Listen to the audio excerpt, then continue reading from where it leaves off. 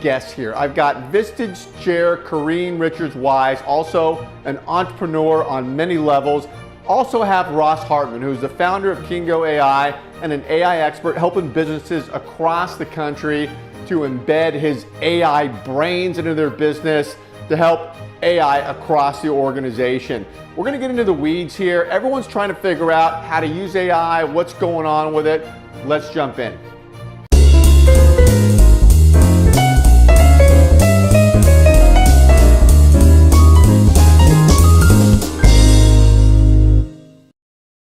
Hi, everybody. Thanks for jumping on Giant TV. My name is Paul Hitchcock, the founder and president of Giant Jaxx Media. We help others to grow and nurture their business. Fired up for my two guests today. I have Karene Richards-Wise, who is a Vistage Chair entrepreneur doing a lot of things. Welcome, Karene. Thank you. Thank you. Thank you for having me. Absolutely. I've got Ross Hartmann, who's the founder of Kiingo AI, a Vistage speaker, and has his thumb on the pulse of what's going on in AI, which we all know is a hot topic. Everybody's trying to figure it out. I want to jump into this. And Karene, I want to start with you. Tell us a bit about the practice you're building and what you're focused on. Yes, so I'm building a platinum level Vistage practice here in the Washington, D.C. area.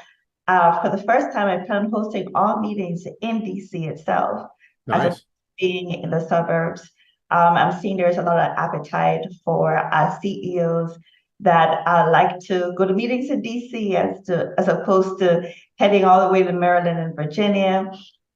We're looking to build out the practice with CEOs across multiple industries.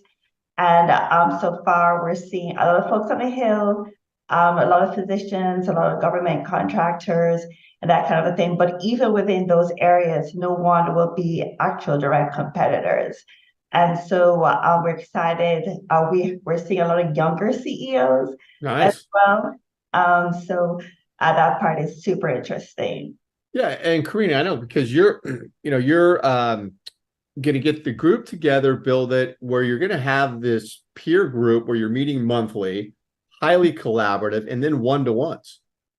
Absolutely, and we are so proud of the issue processing that we've been doing in our current meetings, using the Vistage hourglass model to really help CEOs make really good decisions on actual CEO decisions, not, right.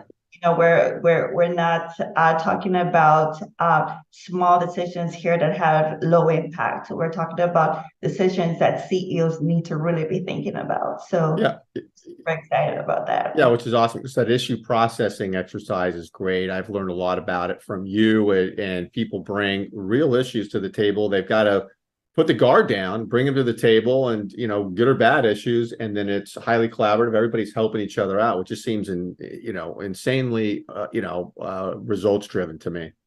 Absolutely. Yeah, and you're an entrepreneur too. You're running your own very successful fitness business, which is great. So you're in the seat yourself with a lot of experience. And that's what made the group particularly interesting, because I'm a CEO just like the rest of the folks in the group. So I lead a company called Fit Hidden Figure, where we transform physiques in a matter of weeks. And so we got that health and fitness piece locked. So when a CEO comes to talk to us, from a business point of view, we make sure that their health and fitness is also in a good place. A lot of times, when you think of a company like Vistage, we help CEOs, but real people show up with real problems. Oh, definitely.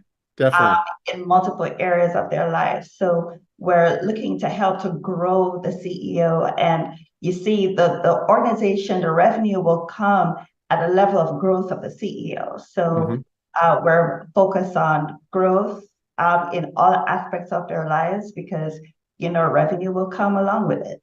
Yep. Yeah. It's interesting because I was educated by the Jesuits, whose philosophy is sound mind and sound body. And so you got to have both. They complement each other. Absolutely. Ross, let's jump into this AI we're talking about. What do we need to know about AI?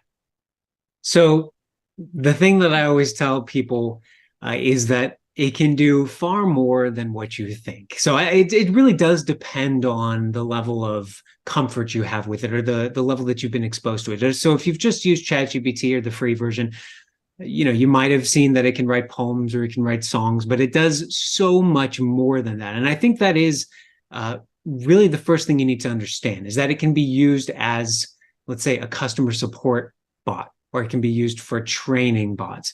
It can be used for extracting information from your data or creating reports. It can connect into your CRM or your ERP, or it can connect into your financial system and start extrapolating data. So I can keep going on and on about the things that it can do, but I just like to put this in people's minds that you really have to rethink what you know about past AI, because the past AI has been this machine learning approach where you really have to bring in a data scientist, you have to bring in a machine learning engineer, and you have to have them look at all your data and put together these specific models. But now you can access this data or this AI today, and it can do sophisticated things with your data that you have today without needing to hire a data scientist. So that's a key portion of this. But then the other thing that I recommend is just get started with it. So get GPT-4 or GPT plus, ChatGPT plus, and start using it. I would say you need to put in roughly 10 hours before you start to feel a real intuition about what it does well and what it doesn't do well. And I highly recommend that. And then if you're looking to get even deeper, look up something called prompt engineering, which is where you can learn how to talk to the AI to get the most out of it. Yeah, we've been having some interesting discussions around this AI embedded in a company. First of all, it helps to have a champion at the company for AI. And a fascinating question that came up is, who owns AI at the company? Is it IT? Is it HR? Can you comment about what you were saying there in a previous session? Yeah. So, please. For a second, Ross, you said this really quickly. You said that if you were to jump into AI, you would look into prompt something. Yes, good point. Prompt engineering. Prompt engineering. And Okay. for that, there's a resource called learnprompting.org. And that's typically where I point people first to learn how to talk to the AI on a preliminary level. Great question. And then Paul, also, who owns this? Well, I kind of like to do a bit of an analogy here and say that AI is a bit like a computer in a sense that it is a general purpose tool. So it's not something that just IT owns, or just your operations, or just your administration. It's going to be everybody uses AI as a tool to improve the tasks that they do on a day-to-day basis. Some of the things it can automate, some of the things it can't automate yet, but it can be used as a sort of process efficiency improvement pretty much across the board. Now, practically, you're likely going to need IT to own the actual technology and make sure that it doesn't go down, and make sure it's not unavailable. That's just the same as with computers, right? Yeah, same. Yeah, but everybody in their organization is responsible for learning how to use this tool and for using it specifically for their use cases. And then finally, I want to say, some companies are taking the budget for AI not out of their IT budget, but out of their hiring budget, because it is really a labor efficiency tool. Yeah. Very interesting. The computer analogy makes all the sense in the world. And you've said, Ross, a great way to look at this is not taking jobs away from people at companies, but to identify processes where you say, I hate these processes, I want to get rid of them. Talk about that a bit here. Yeah, I mean, I think that's key. I think what I have seen is some companies the CEO will get super excited about AI, day after Vistage kind of thing, and then walks back into the office and says, we're all going to start using this. It's going to be amazing. And then there's obviously some pushback there, right? So one way to get buy-in for the folks who are actually going to be using this on a day-to-day basis is exactly what you said, Paul. So go to them first and say, what parts of your job do you not like? Where are you frustrated? What takes a long time? What's not up to the level of quality that you want? And we start there with the problem. And then we can take that and say, okay, where can we integrate AI to start to either automate portions of this task or to improve its efficiency so that employees can be freed up to work on things that are more engaging, more creative, more strategic. And of course, you make your day-to-day more fun, you reduce employee turnover with that, and it reduces burnout as well. Mm-hmm. Mm-hmm. So I have a loaded question. Please. So, in addition to being a chair, I'm actually the chair of the finance committee with the Association for Women in Science. And AWIS is an organization that advocates for women in STEM. So we're looking at the pay equity, gender equity, things like that. What are some of the things that you're seeing with AI that can help with those areas? The reason I'm asking this is I heard that there was a meeting among some of the wealthy folks in the United States on AI. Yeah. One of the concerns was, for the first time, AI is setting a playing level field for others, right? And the wealthy is worried about what are the implications for that. So I would love to hear your thoughts on that. That's my burning topic. When I heard that I got a chance to speak to you, that's exactly what I wanted to ask. So love it. It's a great question. What you say. Yep. Great question. So what we're finding AI to be is it's this great equalizer in a number of different ways. So one thing is that it now gives people access to information that wasn't previously easy to get. So, you can think about this from an educational standpoint. Maybe in areas that don't have as much money, they can't get personalized tutors, right? Or they don't have access to those resources to be able to get that real one-on-one teaching resources. Well, now AI, if you look up, so if you're familiar with Khan Academy, they kind of do personalized education. They've created a product called Khanmigo, which is an AI-driven tutor, essentially. So now a student can go to this technology and really be guided through the different process. And at any point, they can ask and say, I'm not familiar with this. I don't know how this works. Can you explain it to me? So, maybe it does. But then they say, I still don't get it. Can you explain it to me again in a different way? And it can. And you don't have to feel embarrassed about asking to explain something 17 times in a row in a different way, right?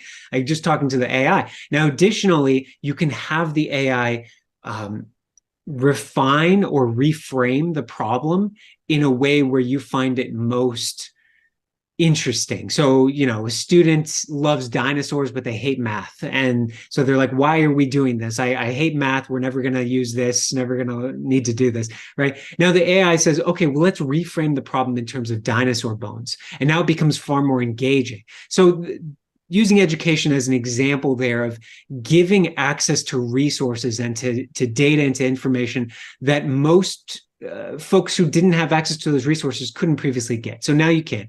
Now, on top of that, with the idea of it being the great equalizer, one thing that we're finding in studies is that AI tends to raise up those who are in the bottom half of performance far more than it raises up those who are in the top half, which I think is intuitive, right? I mean, if you're kind of in the bottom half of your performance, you have a lot more that you can rise than if you're in the top half. Yeah. But what it does is it almost brings everybody up to near the same level of performance because it can help you with those areas where you might not be familiar with the information, you're not familiar with the processes, you just don't know how to do things in this area. The AI can pick up the slack there. And that's really what we're seeing from a study perspective and a statistical perspective is it's becoming the great equalizer in terms of output and performance. You can look at the Boston Consulting Group's recent findings in that area, and that's one thing they found. So a lot of opportunity for bringing people up, for giving access to resources that they didn't previously have. Wow, that is fascinating. It is, right? It's truly amazing. Yeah, So, yeah. Since you are, a visited speaker, and you get to speak to a number of different CEOs, you know that a lot of CEOs, they are really interested in, okay, how am I going to grow revenue? Everyone wants to grow revenue. What are you seeing in terms of what CEOs are finding successful? Because the other things, we've had speakers come to talk about AI in our group, and everybody gets excited, and then what, right? And then some CEOs will go as far as to say, okay, let me look into getting a specialist in AI to help, right? And then we see the price gouging, all of a sudden, oh, I'm an expert on AI, so I'm going to charge you an arm and a leg. So give us some actionable items in terms of what have you been seeing work for CEOs? Yeah. So first of all, on the revenue side, there's obviously improving labor efficiency so you can start to reduce costs. Now, that's not exactly revenue, but you can increase profitability that way. So for revenue, you can have the AI start to extract key insights from your data that allow you to take actions that can increase your revenue. So there's that side of things. Then there's also the ability to just offer AI-enabled solutions or services or products, right? And then additionally, there's the ability to brainstorm with the AI about what services you might additionally offer, even if they're not AI powered or AI backed. And then to improve your processes, improve your revenue generating opportunities. So in very much a brainstorming sort of way, you can do that and you can have it extract actionable insights. Now, to your second point, how do we actually get started with this technology, right? That is key. So there's a number of different sort of steps here because it's tough to know where to start because there are so many different levels of complexity and sophistication. But the first step, and the thing I recommend before anything, well, in a business context, I recommend putting together what's called an AI use policy, which is where you say, okay, how are we going to use this technology? Which tools are we going to use? What data are those tools going to have access to? Sort of which employees can use those tools, where will the data be stored, what's our agreement on whether they can train on our data, right? So that's your AI use policy. After you've put that in place, you just start using GPT-4. So OpenAI's plus version of ChatGPT, use GPT-4. The Boston Consulting Group statistic came out. Folks were finishing tasks, 12.2% more tasks, 25.1% more quickly at a 40% higher quality result. And that is just using GPT-4. That's not anything else, just having it on your screen and using it. Yeah. Now, once you've done that, and once your people are comfortable and they're bought in and they see the value, this is really where you want to tie the AI to your data. So when you tie the AI to your data, this is really where you can start to get the true value because now you can retrieve information far more quickly. There's a stat that it takes on average 2.5 hours per day for the average knowledge worker to find information. They're just finding information 2.5 hours a day. So if you can bring that down to minutes through AI, and then additionally, the AI can extract insights from your data. And then additionally, you can start to get into workflow automation. So that's really where it gets to that next level of sophistication and competitive advantage through AI. That's where you deploy your company's AI brain. That's what our company does, Kiingo AI. So we help companies tie AI to their data. Understood. And that's a very important piece because, even in my own business with health and fitness, we have multiple apps we got MyFitnessPal, we have our own internal apps, that type of thing. And we have a coach that goes into each one of these apps to create reports. We tried going to ChatGPT to figure out how to integrate it. And that's the thing, you need someone in there to integrate all these systems together so that you can leverage AI. So I think you hit on a really important piece that I didn't really think about is you need that person connecting all of these because every company have tons of software, right? And for anything to work, you need to have all the softwares speak to each other and have some type of connection. So yeah. And is that what you do, Ross? Is that what your company does? Yes, that's exactly it. So we call it a company brain, essentially, but it's where we tie AI to your data, your ERP, CRM, financial system, document store, and that really unlocks new opportunities. Oh, Very interesting. Yeah, and I can give an example because Ross and I are working on a project together for a business, and we're launching a new business, and I'm like, okay, Ross, I need your help, and what we're doing is it's the messaging that needs to go out about the new business, and then people coming back, going to a site. There's a form they fill out, which then, if they do fill it out, questionnaire generates a proposal. Proposal goes back to them, identifies the team. We use specific apps within the firm to do all these things, and it's complicated. So Ross came in and is putting together a whole foundation for us and how to tie all those pieces together and make it happen. Have a live chat bot, which they've come a long way. Have it on the site. So, anyways, as an example, we're tying all that together now. I think it speaks to your point, Karene. Right. And so now that we've figured out the kind of services we need, right, what are we seeing in terms of your competitors and pricing? Because, what we're finding is that CEOs will be like, look, I tried to get some help in through the door, but, the prices that are being charged. What are you seeing? What are your competitors doing? I mean, you're in the space. Yeah, no, it totally ranges. It completely ranges. So Salesforce, for instance, has a service called Cloud AI. Their starter pack is $360,000 a year. That's their starter pack. Ours, fortunately, is not as expensive as that. But when you bring somebody in, you obviously have to make sure that they actually have experience in this field and that they know what they're doing. And then it really does depend on what your use case is. I think one of the reasons why we kind of see quotes across the board in terms of how much AI costs is because it's almost like asking how much does software cost? Well, it really, really depends. What kind of software are we talking about? Are you just taking notes on your computer, or are we talking about some massive robotic process automation workflow? And so then you have to really think about, okay, what's the ROI on this? How much money are we saving from labor efficiency or from opening up new opportunities? And so, some of these things can certainly be expensive, but you really want to look at how much are we saving here? What new opportunities is this going to give us? What new insights is this going to give us that allows us to take new action that we couldn't previously? So walk me through, a CEO coming to you for your expertise. How does this typically work? What is your process? So I sit down with them and we go through their use cases and their operations, and we find out, like I was mentioning before, what are your pain points? Where are folks confused, frustrated? What don't they enjoy? And then we can look at, okay, how would we integrate AI to start to solve these problems? And most of the time it gets to, well, we got to tie AI to your data to really get into those valuable use cases.